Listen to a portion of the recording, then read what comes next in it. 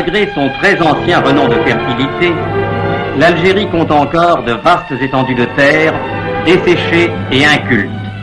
En maintes régions, ce pays où certains auteurs de l'Antiquité ont voulu situer le fabuleux jardin des Hespérides offre un aspect absolument désolé. L'Algérie, en effet, est un pays pauvre. Grande comme 35 départements français, peuplée comme 18, l'Algérie dispose à peine des ressources de 3 de ses départements.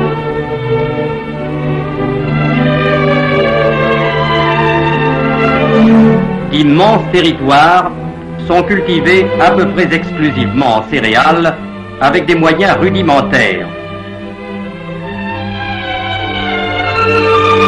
La charrue ancestrale a beaucoup de mal à gratter le sol pour le rendre meuble, alors qu'ici il faudrait au contraire le fouiller profondément pour l'aérer et le fertiliser.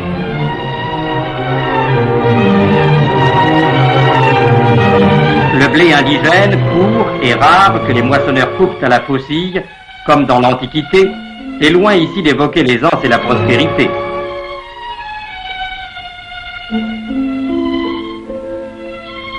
La récolte est maigre, insuffisante même pour les besoins des petits fermiers, et bien des cahutes délabrées dénoncent cette pauvreté.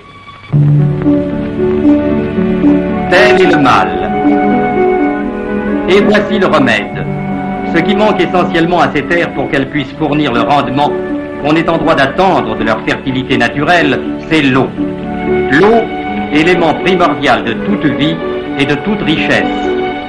De cette eau bienfaisante, les ouèdes sont rarement prodigues. Il faut aller la chercher parfois profondément dans le sol. Mais au rythme lent de la bête de Somme, qui la fait tourner à longueur de journée, la noria traditionnelle s'avère insuffisante à désaltérer une terre avide.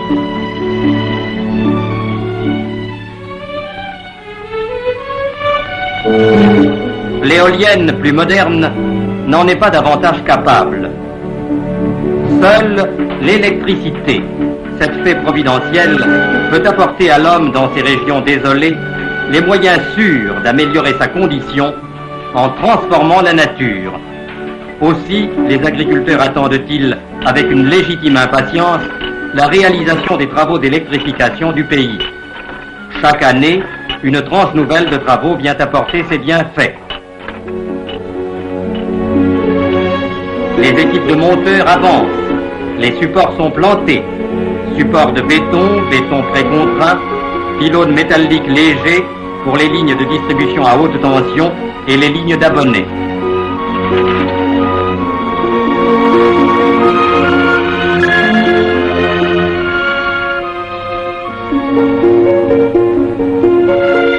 Mètre par mètre, les fils conducteurs qui demain transporteront au loin la lumière et la force motrice font leur chemin à travers la brousse algérienne comme les nerfs se ramifient dans le corps humain, venant ainsi vivifier une nature endormie.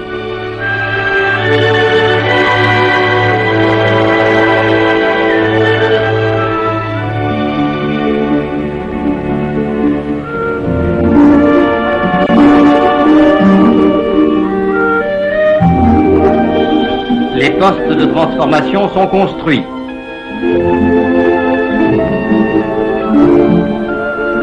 Et c'est alors le miracle. L'exploitation agricole, maintenant électrifiée, n'a plus que de très lointains rapports avec la pauvre exploitation que nous avons connue dans une région à peu près désertique.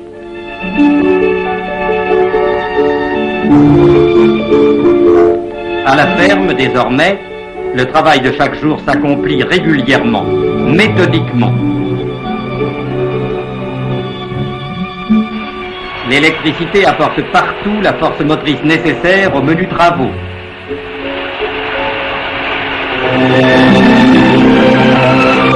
Le travail exige une main-d'œuvre moins abondante, mais en revanche mieux qualifiée. L'usage de l'électricité substitue à l'effort physique peu productif l'adresse et l'intelligence.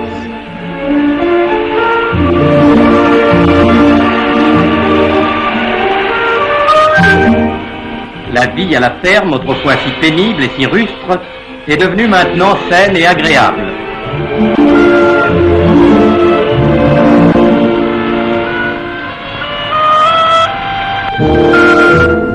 L'électricité fournit par ailleurs des moyens puissants, permettant notamment la création de stations de pompage qui assurent l'irrigation collective de toute une région.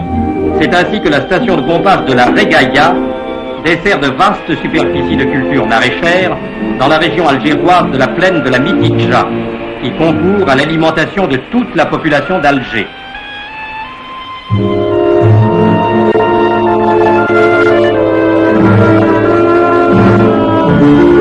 La station de pompage du Mazafran irrigue les riches plaines du Mazafran et de la région de Koléa, si fertiles en primeur, plus spécialement destinées à l'exportation. Ces machines élévatoires développent une puissance de 225 chevaux.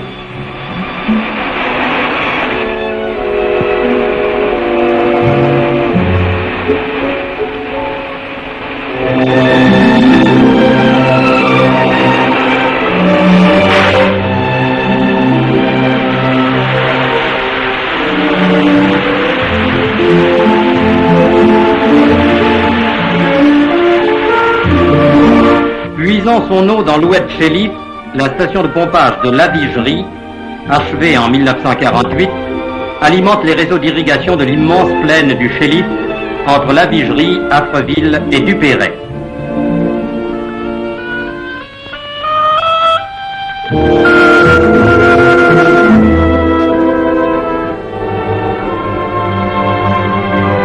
Les techniciens peuvent s'enorgueillir de cette installation ultramoderne, une des plus importantes d'Algérie, avec ses 1400 chevaux de puissance.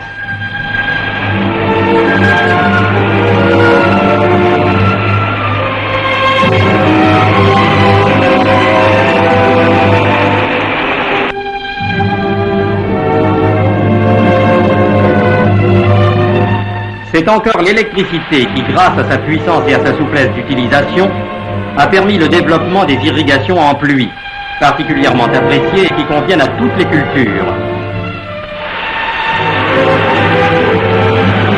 Les appareils à débit réglable sont de puissance variée, la portée du jet peut aller de 15 à 80 mètres.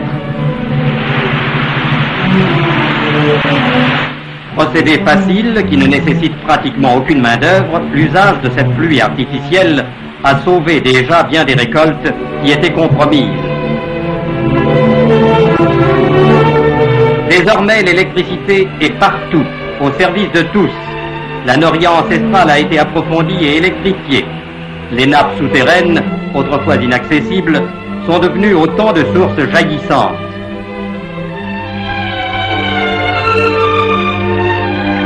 L'eau généreuse voit le jour par ces stations de pompage individuelles, aujourd'hui très répandues en Algérie grâce à l'électricité.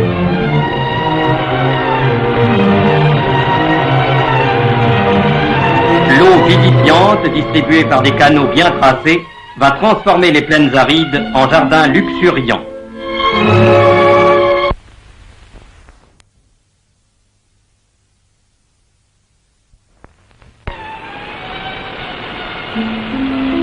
Les terres incultes d'hier font place à ces belles cultures maraîchères.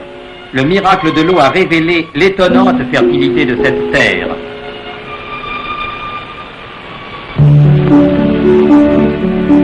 Légumes et primeurs occupent des champs entiers, non seulement dans les régions privilégiées, mais aussi dans certaines contrées où ces cultures apparaissaient jusqu'ici comme une utopie.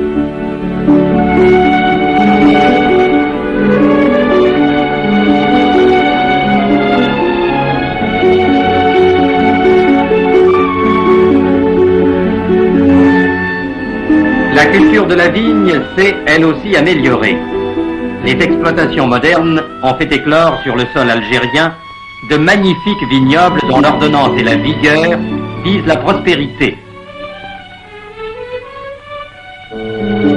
Les vendanges y sont abondantes et de haute qualité, et ces lourdes grappes sont traitées dans des caves entièrement électrifiées. Mais n'oublions pas que l'Algérie est la terre privilégiée des agrumes. Orangers, mandariniers, citronniers lui ont fourni de tout temps des ressources appréciables, et cette culture ne pouvait que se développer encore en profusion et en qualité. Bien traités et bien irrigués, les vergers d'agrumes connaissent une prospérité nouvelle.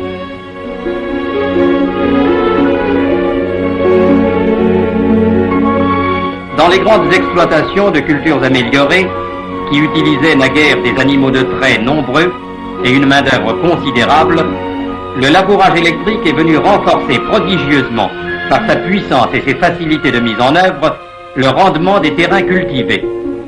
Nous assistons ici, dans la plaine du Chéliff, à des travaux de labourage électrique qui témoignent de l'efficacité de ces moyens.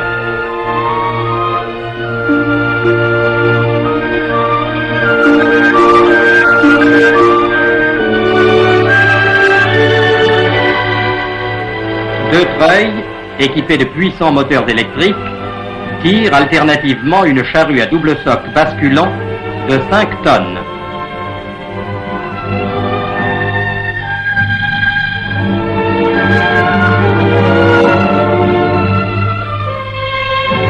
Cette machine est capable de labourer de 6 à 9 hectares par jour.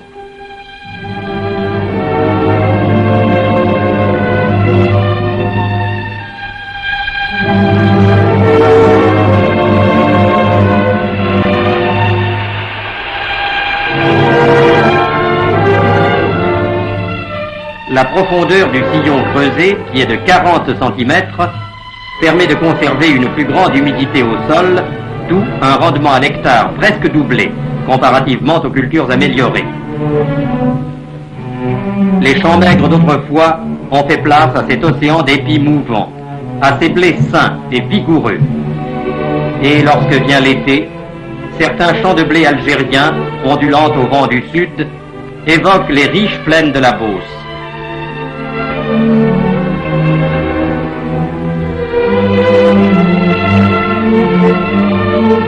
Cultivez bien vos champs, disait Jean-Jacques Rousseau. Bientôt, vous moissonnerez de l'or, et plus qu'il n'en faut pour vous procurer ce qui vous manque.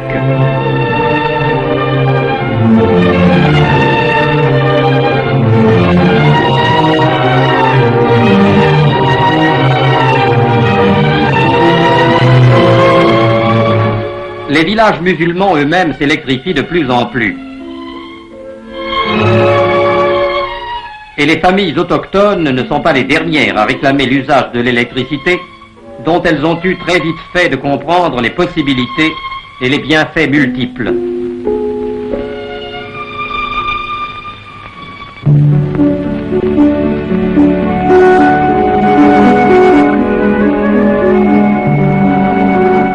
Ce développement intensif et accéléré de l'usage de l'électricité nécessite la réalisation d'équipements nouveaux.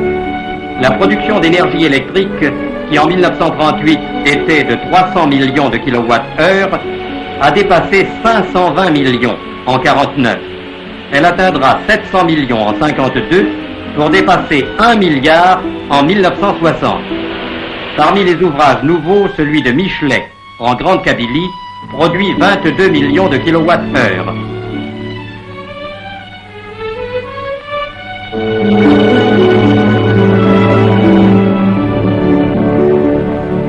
L'important barrage du Grip, haut de 45 mètres, avec ses 280 millions de mètres cubes emmagasinés pour les irrigations et son original déversoir, alimente une usine hydroélectrique qui produit 10 millions de kWh par an.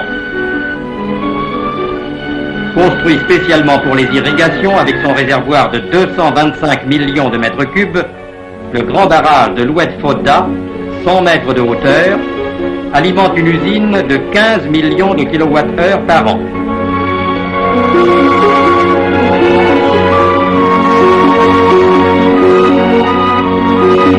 D'autres usines thermiques et hydroélectriques de conception très moderne sont en construction à Oran, à Beaune, en Petite-Kabylie. Une grande artère de transport d'énergie à 150 000 volts est en voie d'achèvement depuis la frontière marocaine jusqu'à la frontière tunisienne, sur plus de 1200 km. Elle assurera l'interconnexion générale des centrales thermiques et hydroélectriques d'Algérie, permettant ainsi à tout moment de réaliser l'utilisation la meilleure et la plus économique de tous les équipements interconnectés.